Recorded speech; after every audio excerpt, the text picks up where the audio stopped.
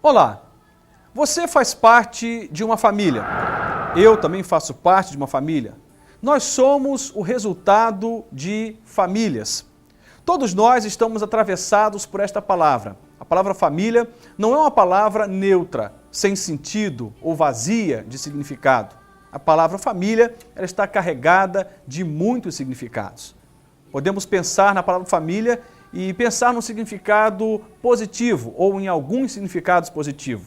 A família como sinônimo de bênção, como sinônimo de saúde, de alegria, de contentamento, de amparo, de proteção e assim por diante. Mas a família também pode ser sinônimo de coisa muito pesada.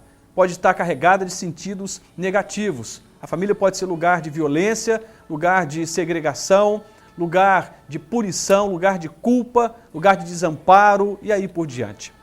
Que tipo de família você tem? Uma família abençoada, que sara os seus membros, ou uma família que produz muitas doenças? Uma família que produz doenças emocionais profundas, como ressentimentos, mágoas. Qual é a sua família, ou que padrão a sua família possui? Nós vamos estar meditando ao longo de alguns domingos sobre o tema A Família e os Pecados Capitais. Eu vou introduzir esse tema hoje pensando de forma geral a respeito do perigo de ter uma família governada pelo pecado. De ter uma família em que os valores que a regem são valores que têm aliança com o pecado. Eu quero então tomar, por exemplo, a primeira família da terra, a família de Adão e de Eva. Diz assim a palavra no livro de Gênesis, capítulo 4, versículos de 6 a 9. E o Senhor disse a Caim: por que te iraste? E por que descaiu o teu semblante? Se bem fizeres, não é certo que serás aceito? E se não fizeres bem, o pecado jaz à porta, e sobre ti será o seu desejo, mas sobre ele tu deves dominar. E falou Caim com o seu irmão Abel. E sucedeu que, estando eles no campo, se levantou Caim contra o seu irmão Abel e o matou. E disse o Senhor a Caim: onde está Abel, teu irmão? E ele disse: não sei, sou eu guardador do meu irmão? Esse é um texto clássico, um texto que eu creio que muitos conhecem, que vai falar da história de Caim e Abel. Então temos aqui, na verdade, a primeira família da terra. Adão e Eva, Caim e Abel. E é interessante que Adão e Eva viviam numa perfeita harmonia, numa perfeita felicidade. Havia plenitude, satisfação, alegria perfeita no coração do casal. Até que entrou o pecado, como diz a palavra de Deus, Eva acaba se sujeitando à tentação proposta pela serpente, ela cai, dá ao seu marido, seu marido também peca, e ambos agora começam a se dar conta de como eles estavam. O texto fala que eles chegam à conclusão imediata que estavam nus e começam a se cobrir, passam a ter vergonha de si mesmos, portanto estavam agora não mais fora do pecado, mas dentro dele. E o Senhor começa a procurar por Adão e Eva, porque era comum ao final da tarde esse casal ter contato com o Criador. Mas agora a palavra diz que esse Criador, o Senhor de todas as coisas, vai atrás deles e não os encontra. E pergunta: onde estás, Adão? Pergunta por Adão. E de repente, de algum tempo, ele aparece. Na verdade, ele e a sua esposa, a fugirem de Deus. A fuga como consequência do pecado. O pecado nos faz fugir para longe de Deus, nos faz fugir da presença de Deus. E isso está desde a sua origem, lá em Adão e Eva. E agora esse casal tem filhos, Caim e Abel.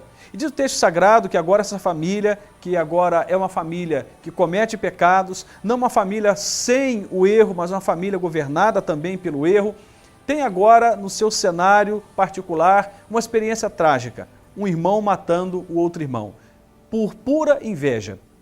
Caim começa a sentir muita inveja de Abel, muita inveja, e tomado por esse sentimento de inveja, propõe uma forma de punir o seu irmão, e então ele mata esse irmão. Ele mata esse irmão. E diz a palavra que Deus ainda chega a orientá-lo, dizendo: olha, Caim, você vai ter desejo de matar o seu irmão, mas sobre esse desejo você pode dominar. Em outras palavras, ele dizia: Caim, você tem uma escolha. Você pode ser um instrumento de morte, um instrumento de maldição na sua casa, como você pode também ser um instrumento de bênção e de vida. Pensa direitinho, sobre ti será o teu desejo, mas sobre ele tu deves dominar. Caim, ele rejeita a palavra de Deus, o conselho do Senhor, e ele entra por esse caminho da punição, da vingança, da violência, e ele mata então o seu irmão cruelmente. O Senhor pergunta, onde está Abel? O Senhor sabia que Abel havia morrido nas mãos do irmão, mas ele pergunta, e o que ele recebe de resposta é, não sei, sou eu o guardador do meu irmão? Em outras palavras, estava dizendo, eu não me importo com a vida do meu irmão, não estou nem aí. Basicamente, ele estava desconsiderando a figura desse irmão como parte da sua existência. Veja só, a cena é esta, e o que nós temos aqui é o resultado de uma família que agora experimenta o pecado. Uma família que se permite ser governada pela inveja, pelo ódio, pelo ressentimento, uma família que se permite ser orientada pela violência, pela agressão. E temos então uma história trágica, né? Nós vamos ver aqui então Abel morrendo. Caim mata Abel. Isso é terrível. Podemos olhar para essa história e tirar daqui algumas lições. Uma delas é que o pecado ele vai desarmonizar a família. A família pode ser harmoniosa, pode ser sinônimo de bênção, de acolhimento, de afago, de proteção, de sustento, de amor, de alegria. Enfim, a família pode ser sinônimo de muitas coisas tremendas e positivas, mas a família pode ser sinônimo também de dor, de morte, de sofrimento, de violência, de punição. Por várias razões, mas uma questão relevante a ser considerada é que quando alguém de fora nos prejudica, isso pode não ter muito peso, mas quando alguém que diz nos amar traz um prejuízo sobre nós, isso tem um peso muito grande. Quando um pai diz amar um filho e esse pai prejudica esse filho, quando uma esposa diz amar o esposo e ela é motivo de dor e constrangimento para esse esposo, quando o inverso também acontece, quando o esposo diz amar a sua mulher, mas ele é motivo para dor, para constrangimento, por atos de violência psicológica ou física, então tem uma incoerência muito grande. E quando somos atacados e feridos por pessoas que acreditamos ser amados por elas e que é recíproco o sentimento, acreditamos também que há um amor nessa relação, então isso dói muito mais. Dói muito quando somos machucados por alguém que nós temos um relacionamento de amor, de afeto. E a família, ela pode ser bênção ou maldição. Muitos especialistas na área da psicologia chegam a afirmar que a família ela produz boa parte das doenças psicológicas, as doenças emocionais. Quantas mulheres adoecidas por conta dos seus maridos? Quantos pais machucados, adoecidos, feridos por causa da postura de desonra e de afronta que os seus filhos colocam diante deles? Quantos maridos machucados na sua honra porque têm esposas que não agem com sabedoria? Enfim, existem muitas famílias que produzem doenças emocionais, que produzem desajustes, feridas na alma. Mas há uma notícia para mim e para você, pela palavra de Deus. Deus não planejou a família para ser motivo de doença. Deus não planejou a família para ser motivo de violência, de afronta, de constrangimento, de vergonha. Ele planejou a família para que a família fosse uma bênção para a própria família e uma bênção a ser repartida para outras famílias da terra. Estar diante da bênção e da maldição é o lugar da família. Estamos o tempo todo diante de escolhas a serem feitas. E a palavra de Deus nos recomenda a fazermos uma escolha diferente. Não uma escolha que acolhe o pecado, mas uma escolha que põe o pecado no seu lugar. Resiste ao pecado e diz, não, aqui não. Quero agradar a Deus, quero viver no centro da vontade de Deus, não quero me entregar ao pecado.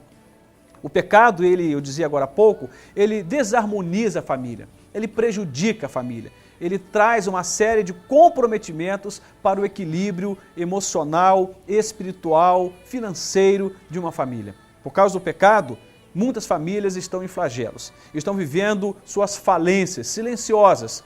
Algumas chegam ao ponto de declarar essa falência, lá vem o divórcio, lá vem filhos revoltados e uma série de problemas que vêm à tona.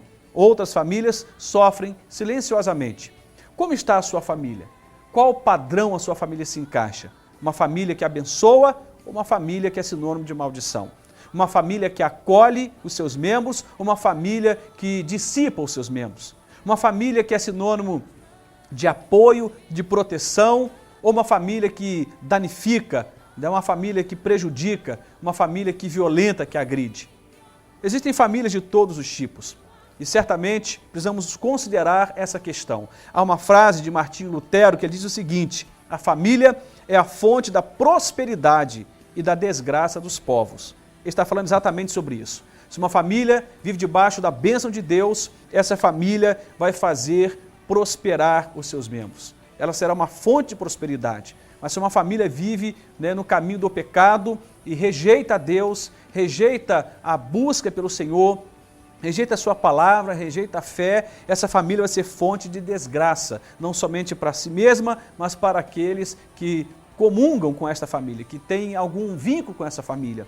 Ser bênção ou maldição é uma escolha, ou experimentar a bênção ou a maldição é uma escolha. Que tipo de família você tem? Eu retomo essa pergunta para a gente encerrar esse momento. Eu espero que ao longo dessas mensagens que serão ministradas, você possa escolher, você e sua família, a ser sinônimo de bênção. Quantas mulheres estão dando entrada hoje na justiça, denunciando seus maridos por atos de insanidade, carregados de violência? Alguns estão sendo presos, alguns estão sendo processados.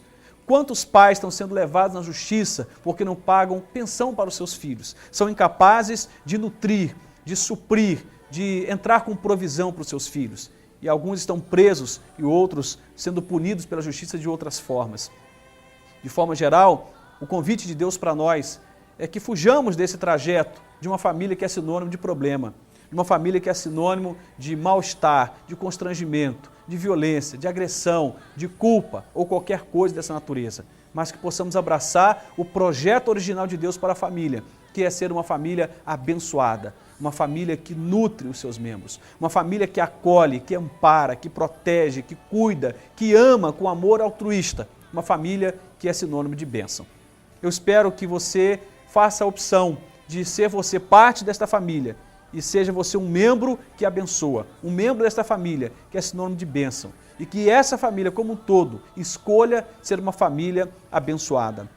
Eu repito o texto de Gênesis 28, 14, quando o Senhor diz a Abraão, encerro com esse texto, diz assim: e a tua descendência será como o pó da terra, e estender-se-á ao ocidente e ao oriente, ao norte e ao sul, e em ti e na tua descendência serão benditas todas as famílias da terra.